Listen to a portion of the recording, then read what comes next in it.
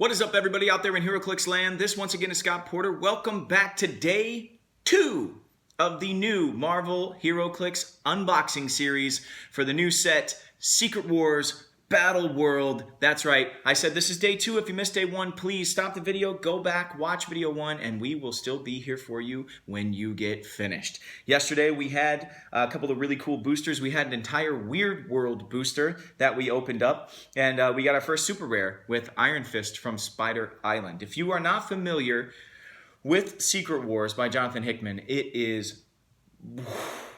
it's bat-ass crazy. That's all I can say. And I cannot wait to see what other figures we get today. Hoping for some Fantastic Four, hopefully, finally. I know that we're getting some 1 million Avengers BC stuff in this set outside of the actual Secret Wars run. And I want a Ghost Rider riding a woolly mammoth, please. Please, if we could do that. And then outside of that, there are just some really, really incredible characters that were so well written in Secret Wars. A really interesting Mr. Sinister. There's Apocalypse. There's a lot of big dogs in this set. Thanos, or should be in this set. A lot of big dogs in this storyline. Hopefully they made it into the set. And then there's some weird, crazy stuff. Johnny Storm is the sun. He's the literal sun over Battleworld. There's a giant wall called the Shield that keeps all of the denizens of Battleworld protected by the Marvel Zombies, the Annihilation Wave with the Nihilists, so he should be in this set somewhere, and Ultron living in their land called the Perfection. It's this Ultron army. And they, towards the end of the books, they're led by Nick the Fury, a giant robotic Nick Fury thing that is controlled by Ultron. You've got Groot, who becomes the world tree in the middle of all of this. You've got Franklin Richards, who actually has his own Galactus. Franklin Richards, the little guy, his best friend is Galactus, and he just sits in his hand the whole time. Oh my gosh, if they have Franklin Richards and like a Galactus, how do you put Galactus in this set? Oh, there's just so much they could do. I don't know if WizKids might have bit off more than they could chew with this set, but I am through the moon as far as what I hope for within this set. So without further ado, let's just start opening again today and see what madness we can find. I think I said yesterday, there's no tape on these boosters. So nice not to have to cut them or like rip tape off. So hopefully they stay like that. Who knows? Oh, and speaking of big dogs, look like we have a Thanos here. Oh, we've got an Iron Man. We got a Thanos. We've got, oh, that's a Magma Man.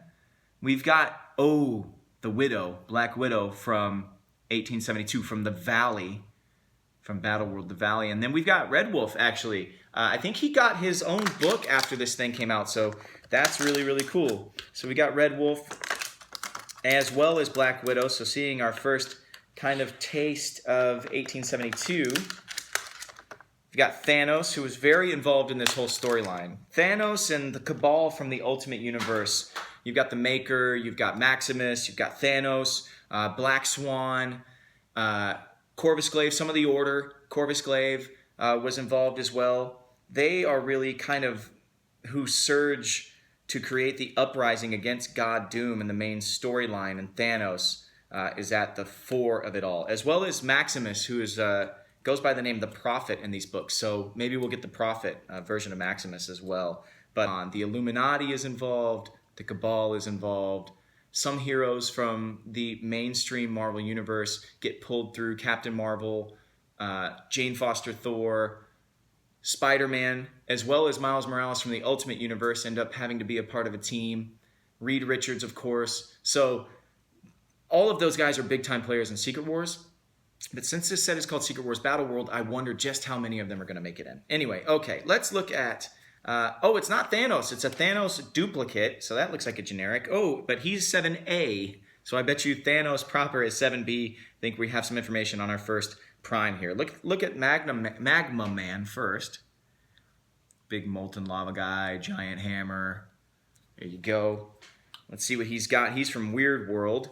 So, he is set number 11. He's worth 45 points. He's got Battleworld, Weird World, and Crystallium keywords, which the Crystal Warriors and Crystar from yesterday also had, so that's cool. He's got the Untamed Weirdness trait, which we saw a lot yesterday, but I'll read it for the first time today. Opposing characters' combat values except range cannot be modified when attacking Magma Man or being attacked by Magma Man. Enraged Magma as a special attack power, Poison and Quake. When Magma Man makes a close attack targeting a single character after resolutions, deal 1 penetrating damage to the hit target. That's awesome. All right, next but not least, we have Thanos Duplicate. Okay, set number 7A, like I said, can be 50 or 25 points. Looks like there's going to be a prime version of Thanos. I bet that's actually Thanos from the storyline. Oh man, I don't want to spoil what God Doom does to Thanos in the book, but yeah, you should read it so you can see it. The Thanos Duplicate has Battleworld Other, Black Order, Minions of Thanos, and Cosmic Keywords. Has a trait called Time Gem Duplicates. Thanos Duplicate starts the game on click number 1 that appears after the orange KO, so he has a split dial. Until an effect requires it, you don't have to reveal the point value of a 7A Thanos Duplicate. Has a special damage power. Your gem is a pale imitation of the real thing like you. Probability control, but only to reroll an adjacent opposing character's attack roll. So there's the front of the card. I don't know how that whole thing's going to work because you're going to know what point value you are playing on. So not revealing what level of Thanos Duplicate you have on your team, unless you are running multiple Thanos Duplicates, it's not going to make a difference, right? So if you only had 25 points and you decide to fill it with a Thanos Duplicate, people are going to know it's 25. But if you have 4 of them running around the board, that's when it gets a little tricky. You don't actually have to show them what part of the dial you start on. Pretty cool. Okay, we're going to go with Iron Man next. You know, I guess I understand why the regular Iron Man or Thor or Captain America are involved. That's why I even mentioned the whole thing earlier about Hickman's Avengers run and, you know, them trying to stop the worlds from colliding and ending and everything. But, you know, there's so many interesting variations of these characters. I kind of just didn't even want to see the mainstream versions. He's set number 3. He's 65 points. Avengers team ability. Has the Avengers shield, Stark Industries, armor, and scientist keywords. Has a special defense power, adaptive energy shielding, barrier, energy shield deflection, and toughness. A very simple, straight ahead dial for an Iron Man. You know, for me, it's kind of meh. We have so many of them. I want to see like these new, fresh, really cool versions. Speaking of that, we got Black Widow. She has Battleworld The Valley and Assassin and Past keywords. She's set number 21. She's worth 50 points. I think they just called her the Widow in the book. She actually is a widow. Her husband's killed by Wilson Fisk, I think, who was the governor in 1872. I can't remember. Things get a little hazy. The year this all came out was 2015, and that was the year my son was born, so I kind of didn't read that many books that year. You got a trait called Showdown. When Black Widow makes an attack and hits all targets after resolutions, roll a d6. On a 5 or a 6, remove an action token from Black Widow. I bet you that's going to be on all the Valley keyworded characters in this set. Also has a special damage power, Deadly Widow. Has exploit weakness and shape change. Very cool. There you go. Let's see. Stealth. She's got exploit weakness and shape change. So she's like an up close Black Widow here, though. Okay. Now we've got Red Wolf. Set number 39. 50 points. The storyline with Red Wolf and Sheriff Rogers in 1872 is really, really cool. Friendship forged, and then a sacrifice happens in the middle of the storyline. It's worth going back and taking a read. I think they're all collected into minis. I think you can get trades for all of the little offshoot books from Secret Wars Battleworld. Has the Showdown trait, so I think it's confirmed all the ones from 1872 are going to have that trait. Also has a special defense power, Doing What's Right.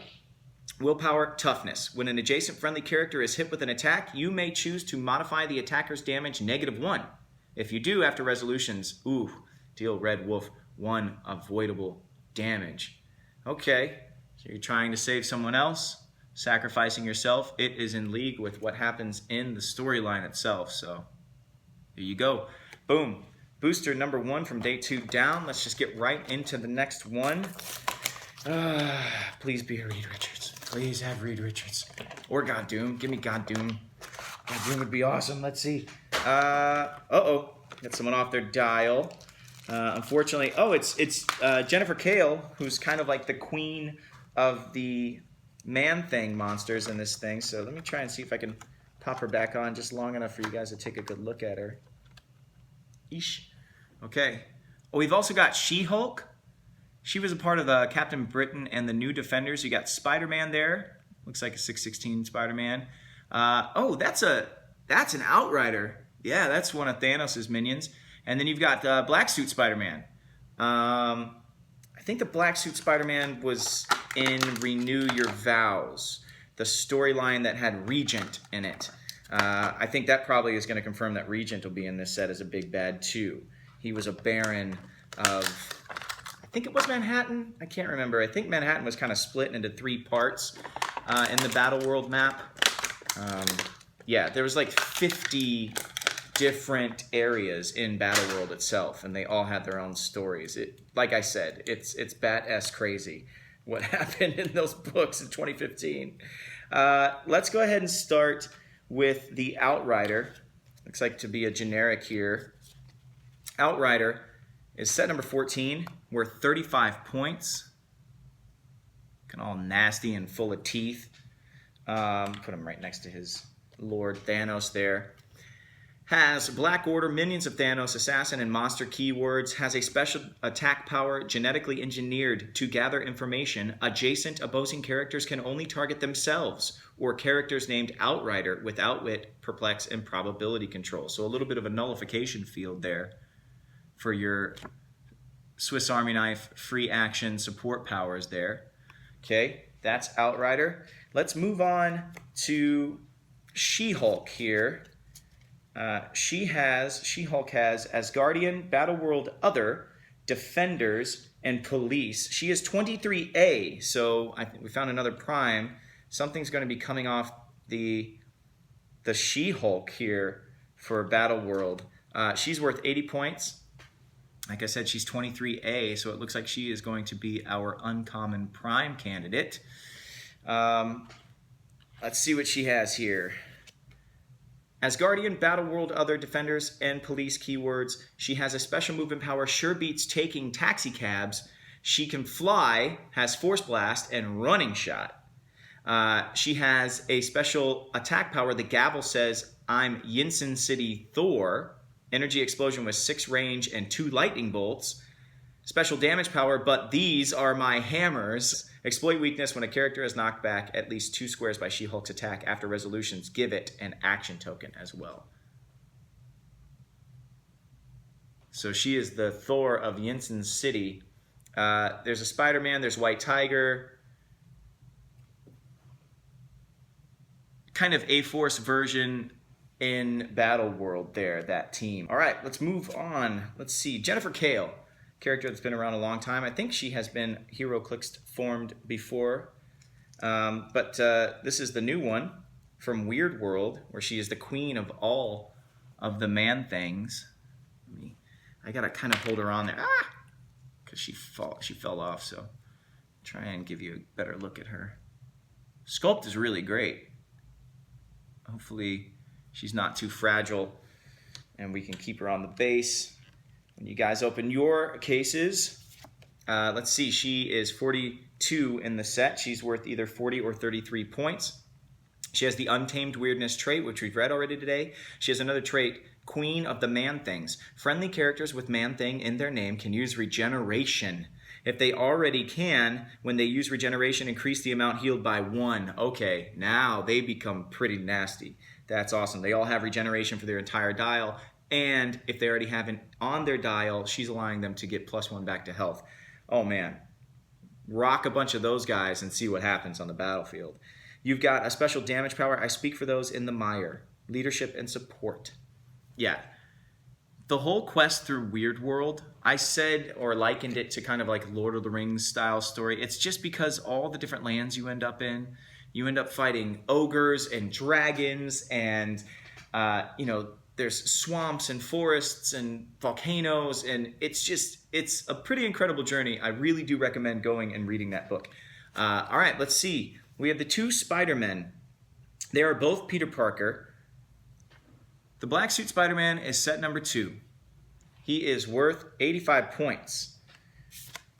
He has Battleworld Regency, Spider-Man family, reporter and scientist keywords, has a special movement power, retired to protect my family. That's right. He was married to Mary Jane, and they had a daughter. I think her name was Annie Parker.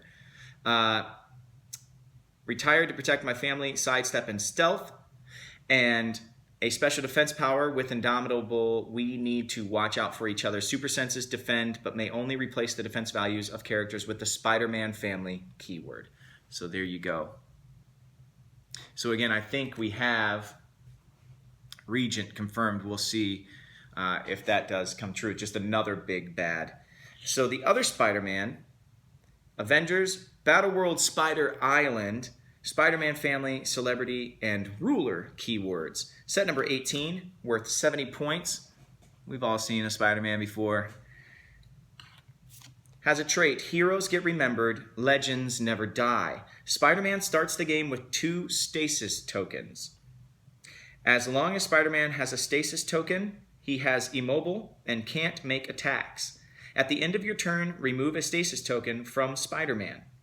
Also has a trait, Baron of Battleworld, leadership and perplex. When Spider-Man uses perplex to target another character, you may instead modify a combat value except damage by +2 if the target shares a Battleworld keyword, or a -2 if it has a different Battleworld keyword. That's pretty awesome. So build a Battleworld Spider Island theme team. You're getting +2 to everybody on your team with his perplex, and you're facing a different Battleworld theme team. You are making -2 across the board for all of them. That's pretty cool. Hope we get Iron Goblin. I think, was it Captain America became a werewolf? Somebody became a vampire. There's a lot of monster stuff that happened in the Battleworld Spider Island book. So very, very cool. Okay, well, that's going to do it for day 2. We're seeing some really interesting variances of characters that we already know and love. We're seeing a bunch of new characters, a bunch of the themes of Battleworld being explored. I'm stoked. I can't wait to see what we get tomorrow in day 3. Once again, I'm coming to you from Hyper RPG Studios in North Hollywood, California. Be sure to find them on Twitch or on YouTube at Hyper RPG. They have a lot of really cool tabletop and role-playing content. Sure to find something that you really love, including archived episodes of Indomitable, which was their HeroClix show that we do intermittently on the channel as well. I will see you guys tomorrow, and until I do, may all your rolls be critical hits.